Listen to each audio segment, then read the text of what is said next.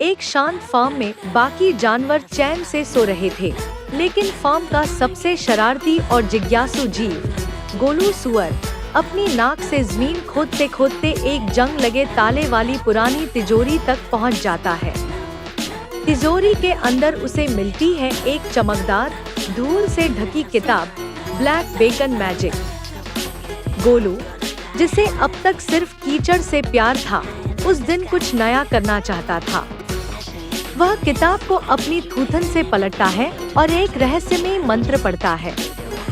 फिर अपनी पूंछ से कीचड़ में एक अजीब सा जादुई चिन्ह बनाता है और जोर से गुर्राता है। तभी आसमान में काले बादल घिर आते हैं, बिजली कड़कती है और तेज हवा चलने लगती है।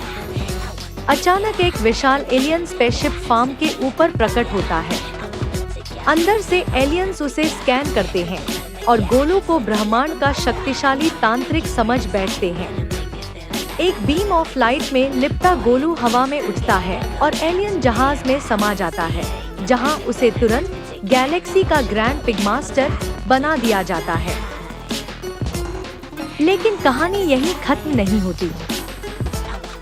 कैमरा फार्म पर लौटता है, जहां वही तिजोरी खुली पड़ी है।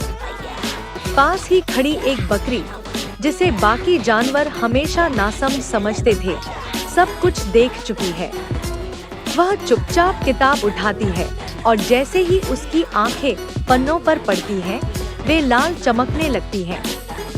किताब हवा में उड़ती है, बकरी जोर से चिल्लाती है और अचानक जमीन कांपती है। दूसरी ओर गोलू अपने एलियन दरबार में मौज कर रहा होता है, जब अचानक अलार्म बजता है, इंटरडायमेंशनल ब्रेक इन डिटेक्टेड। अगले ही पल आकाश में एक और स्पेसशिप प्रकट होती है, पहले से भी बड़ी, पहले से भी खतरनाक। उसमें से निकलती है वही बकरी, अब एक काली जादू की महारानी के रूप में, आंखों में बिजली और होठों पर हल्की मुस्कान। दोनों के जहाज टकराते हैं, ब्रह्मांड की पहली एनिमल वॉर शुरू हो जाती है।